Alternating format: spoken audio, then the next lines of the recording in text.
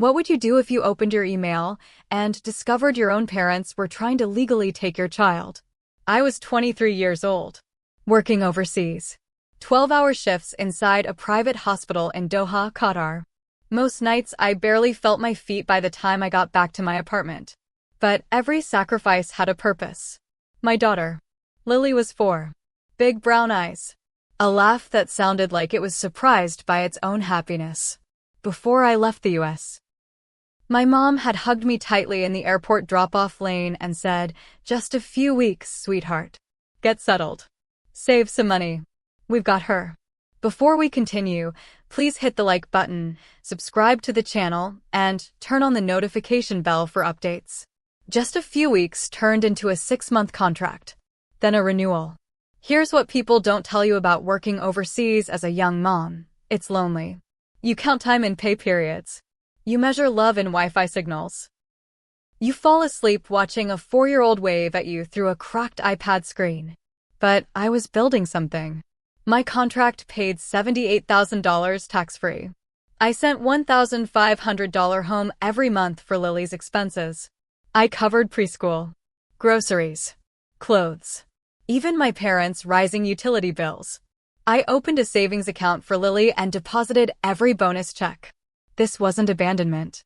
It was strategy. Then one morning, after a brutal 14-hour shift in the ER, I walked into my apartment, kicked off my shoes, and checked my email. Subject line: Case involving your child. I remember staring at it for a full 10 seconds. You know that cold feeling? The one that doesn't start in your head but somewhere lower, like your stomach just dropped through the floor? I opened it. Family Court of Jefferson County. Attached: Petition for temporary guardianship. Petitioner: Mark Reynolds. My father. I didn't breathe. The document said I had voluntarily left the minor child in the care of grandparents for an extended and undefined period. It used the word instability. It suggested uncertainty. It implied emotional detachment. And then there it was. A sentence that didn't even feel real. The child's best interest would be served through permanent guardianship. Permanent. Do you know what that word means in family court? It means I don't automatically get her back. I scrolled faster. My mother, Diane Reynolds, had submitted an affidavit. She wrote that I had seemed overwhelmed before leaving, that I had expressed doubts about balancing motherhood and career. Doubts? I had cried at the airport. Yes, but what mother doesn't cry when she's leaving her 4-year-old for the first time? The document painted a version of me I barely recognized. A struggling young woman who had drifted away, who stopped calling consistently, who chose career over child. That wasn't just inaccurate. It was calculated. Here's the part that really hit: the filing date. 2 weeks after I renewed my contract for another year. 2 weeks. Coincidence? Or retaliation? I didn't call my parents. I didn't text them asking what this was. I didn't cry. I called an attorney. Carla Mendez, family law specialist, recommended by another nurse who dealt with an international custody issue. She answered on the second ring. I sent the documents. And then I waited. While I waited, I replayed every FaceTime call with Lily. Every bedtime story I read through a screen. Every "Mommy, when are you coming home?" I answered with "Soon, baby. I'm building something for us." Was I naive? Did my parents think distance meant weakness? There's a quiet assumption people make about young mothers. That we're unstable, emotional, easily cornered. Carla called me back an hour later. Her voice wasn't panicked. It was sharp. "Ava," she said, "they're not just asking to keep her temporarily." "I know," I whispered. "They're laying the groundwork for permanent guardianship." The room felt smaller. I asked the question that mattered. Can they win? Pause. "In family court," she said carefully, "physical distance can create perception problems. Judges look at continuity, stability, presence. Presence. I was 7,000 miles away. But here's what they didn't account for. Every transfer I made was documented. Every call logged. Every contract legally binding. I wasn't a runaway mother. I was employed under a signed international medical agreement, with a return date, housing secured back home, and health insurance listing Lily as my dependent. Carla exhaled slowly. We're going to respond, she said. And we're going to file something they didn't see coming. I stared at the ceiling. My parents thought I'd call them crying. They thought I'd beg. They thought distance made me powerless. They were wrong. What my parents wrote about me in court didn't sound like the daughter they raised. That's the first thought that hit me when I reread the petition carefully, slower this time. Not as a shocked daughter.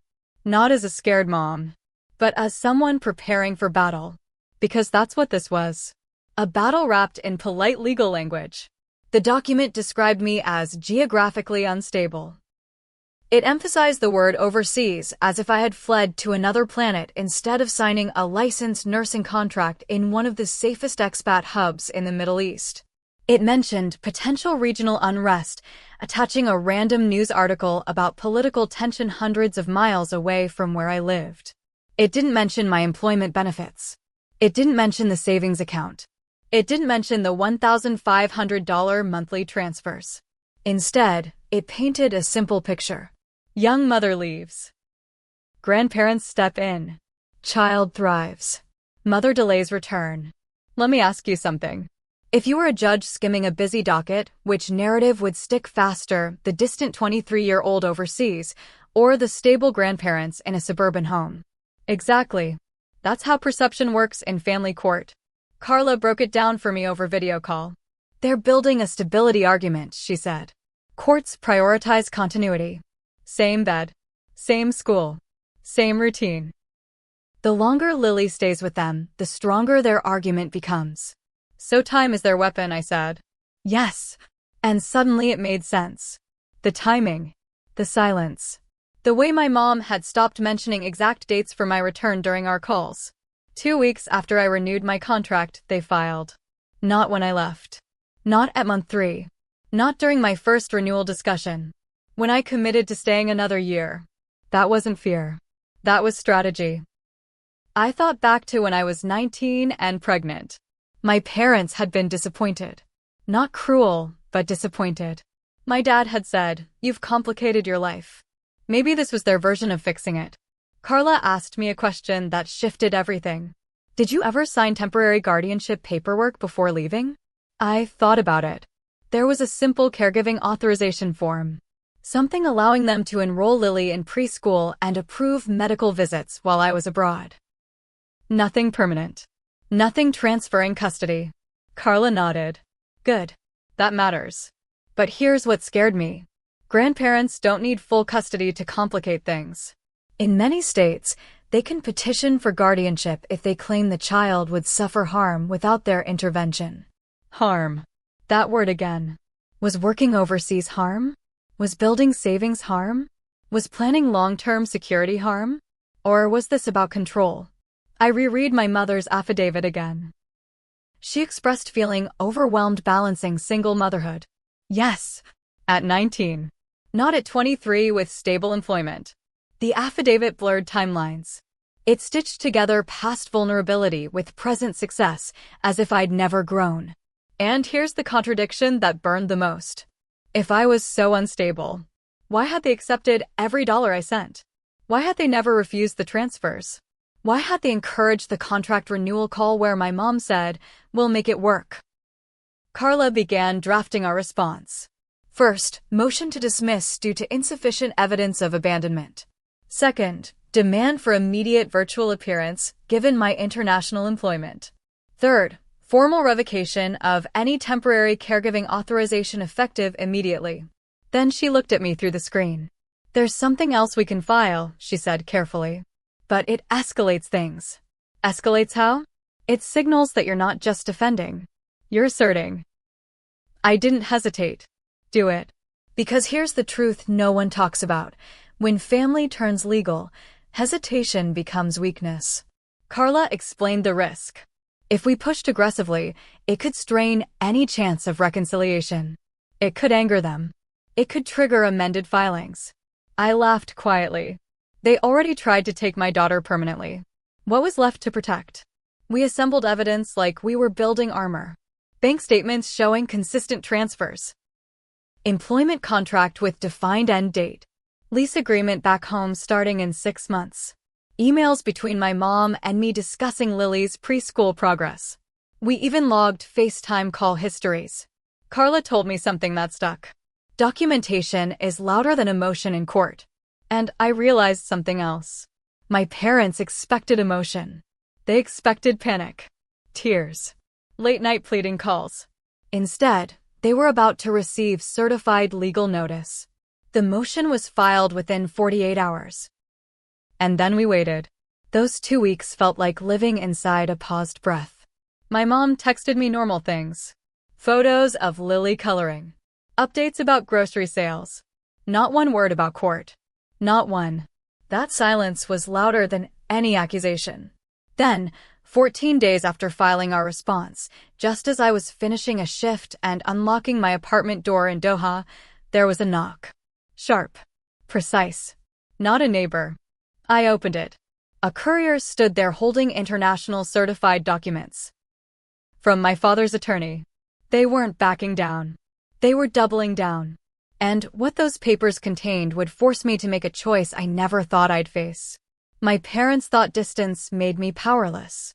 They forgot I was still her legal mother. The courier didn't say much. Just asked for my ID and a signature. The envelope was thick. Official.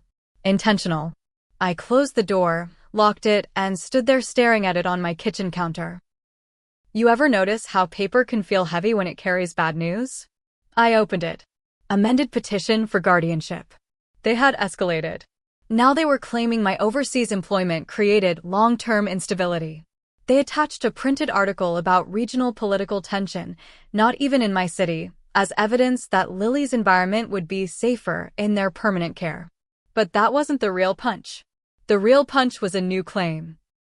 That Lily had developed primary attachment bonds with my mother. Primary. As if I had been downgraded in my own child's life. I sat down and called Carla immediately. She didn't sound surprised. I expected this, she said. When you assert legal strength, the other side either retreats or they entrench. They're entrenching, I said. Yes. Then she asked me something that shifted my fear into focus. Are you ready to escalate fully? I didn't hesitate. Yes. Because here's what most people misunderstand about custody battles. Defending is reactive. Asserting is proactive. And proactive wins more often. Carla reminded me of the law that mattered most here, the UCCJA, the Uniform Child Custody Jurisdiction and Enforcement Act. In simple terms, home state jurisdiction. Lily had lived in our home state her entire life before my temporary overseas contract. I was still her legal custodial parent. I had never relinquished custody. Not formally. Not legally. Grandparents could petition. But they carried the burden of proof. And that burden wasn't light. So we filed something they didn't expect. First, formal revocation of caregiving authority, effective immediately. Second, immediate termination of voluntary financial transfers to prevent further claims of dependency support confusion. Third, and this was the one that shifted gravity. A petition for expedited custody enforcement under the UCJA, asserting wrongful retention of my child beyond the agreed temporary arrangement. Wrongful retention. Legal language. Heavy language. Carla explained the impact. If the court views their filing as an attempt to preemptively secure custody without your consent, it weakens their credibility. Credibility. That word would become everything. We attached documentation. Every transfer receipt. Every FaceTime log. My employment contract. My health insurance policy listing Lily as dependent. The $42,000 currently sitting in Lily's savings account. Let me ask you something. Does that sound like abandonment? Or does it sound like preparation? Carla also uncovered something else, something I hadn't even considered. My parents had refinanced their home 3 months earlier. Why does that matter? Because certain guardianship statuses can qualify caregivers for additional tax credits, educational grants, and housing-related financial relief. Was that their motive? I don't know. But in court, patterns matter more than emotions. The first hearing was scheduled virtually due to my employment abroad. Judge Harold Whitmore appeared on screen, calm, observant, the kind of man who'd seen every version of family conflict imaginable. My father spoke first. "We're not trying to take her away," he said. "We just want stability." Stability. It's a powerful word. Then it was my turn. I kept my voice steady. I never abandoned my daughter. I secured employment to provide for her long-term stability. I have a defined return date.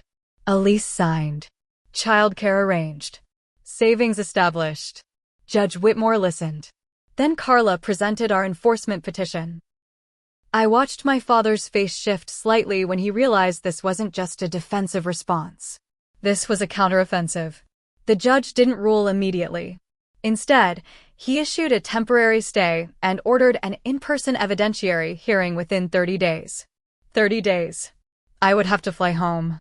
If I didn't show up physically, perception would tilt against me. My contract in Doha didn't allow extended absences. Missing shifts could risk termination.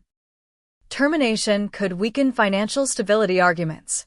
See how layered this becomes? Family court isn't just emotional. It's strategic. After the hearing ended, Carla called me. "They didn't expect you to assert jurisdiction," she said. "They expected negotiation." "I'm not negotiating my daughter," I replied. That night, I packed a suitcase. Not because I was surrendering. Because I was advancing. And just when I thought the escalation had peaked, my phone buzzed with a notification. My mother had posted a photo of Lily on social media. Caption: "Some children are exactly where they belong." No tag. No context. Just that. Was it subtle? Yes. Was it intentional? Absolutely. And in that moment, I realized something I hadn't fully accepted before. This wasn't just a legal dispute. It was a belief. They believed Lily was better off with them. And belief can be more dangerous than paperwork. My flight was booked for 3 days later. Carla texted me one last thing before I went to sleep. "They didn't expect you to show up." Oh, I was showing up. But what happened in that courtroom, and what Lily did the moment she saw me, would change the entire trajectory of this fight. And no one, not even my parents, saw it coming. They thought I wouldn't get on that plane. That was the gamble. Distance had been their leverage from the beginning. 7,000 miles. Time zones. Physical absence. It's easy to look like the less stable parent when you're a face on a screen instead of the one packing school lunches. But 3 days after that hearing, I was buckled into a window seat on a 14-hour flight back to the United States, reviewing affidavits instead of watching movies. Let me ask you something. If your entire parental future depended on a single court appearance, would you risk your job for it? Because that's what this was. My contract allowed emergency leave barely. 2 weeks maximum. Unpaid. Any extension required administrative review. Translation: if this dragged out, I could lose the position I fought so hard to secure. Which, ironically, was the very job my parents were using to question my stability. Contradiction has a strange way of exposing truth. When I landed, everything felt smaller than I remembered. The airport. The roads. Even the air. I hadn't seen Lily in person in 8 months. 8 months of screen kisses. 8 months of "mommy's working." Carla met me the next morning in her office. Stacks of paper. Highlighters. Tabs. She looked at me and said, "They amended again." Of course they did. This time, they added a child development statement from a local therapist Lily had seen twice. Twice. The therapist wrote that Lily referred to my mother as "mommy" during one session. That sentence sat there like a loaded weapon. Primary attachment. Emotional continuity. Stability. They were building a psychological argument now. Carla wasn't rattled. 2 sessions don't establish parental displacement, she said. And we subpoenaed the intake forms. The intake forms mattered because they showed who provided background information. My mother. Unchallenged narrative. Courtroom day arrived fast. Judge Whitmore sat centered behind polished wood. Calm. Analytical. The kind of man who weighed words before reacting to them. My father testified first. "We stepped up when she left," he said. "We've provided consistency." Consistency. He avoided eye contact with me. My mother followed. She was overwhelmed before she left. We were worried. Worried. It sounded gentle, protective, almost noble. But worry isn't evidence. When it was my turn, I stood. I didn't cry. I didn't attack. I spoke clearly. I accepted a licensed nursing contract with a defined end date. I have sent consistent financial support totaling $18,000 over the last 12 months. I have a signed lease beginning in 6 months. I have a savings account in my daughter's name with $42,000 earmarked for her education and care. I paused. I have never relinquished custody. Carla introduced the bank records, the employment agreement, the health insurance coverage, the FaceTime logs averaging 5 calls per week. 5. Not disappearing. Not drifting. Judge Whitmore leaned forward when Carla addressed the therapist's statement. Your Honor, she said, the intake paperwork indicates all developmental background was provided solely by the petitioners. The mother was not consulted. Silence. Then came the moment I didn't anticipate. During a recess, Lily was brought into the hallway outside the courtroom. I hadn't seen her in person since the airport drop-off. She looked taller, older. For half a second, she froze when she saw me. That half second felt like a verdict. Then she ran. Straight into my arms. No hesitation. No confusion. No pause. She buried her face in my neck and said, Mommy, you came back. Not Grandma. Not Diane. Mommy. And in that single moment, every psychological argument about primary attachment weakened. Because attachment doesn't disappear in 8 months. It stretches. Back inside, proceedings resumed. Carla made one final move. She highlighted an inconsistency in my mother's affidavit. Diane had claimed financial strain supporting Lily, but the bank statements showed every monthly transfer cleared. On time. No gaps. Judge Whitmore's expression shifted, not dramatically, but enough. Credibility. Remember that word? It matters more than emotion. After closing statements, the judge folded his hands. I will issue a written ruling within 48 hours. 48 hours. That's how long my entire future hung suspended. 2 days where every worst-case scenario played in my head. What if he prioritized continuity over legal custody? What if physical presence outweighed documentation? What if showing up wasn't enough? I stayed in a small rental near Carla's office, phone beside me at all times. My parents didn't call. They didn't text. Silence again. But this time, it felt different. Less confident. More uncertain. On the second day, just after noon, my phone rang. Carla. I answered immediately. Her voice was steady. He ruled. I couldn't speak. There was a pause long enough to stretch my heartbeat then.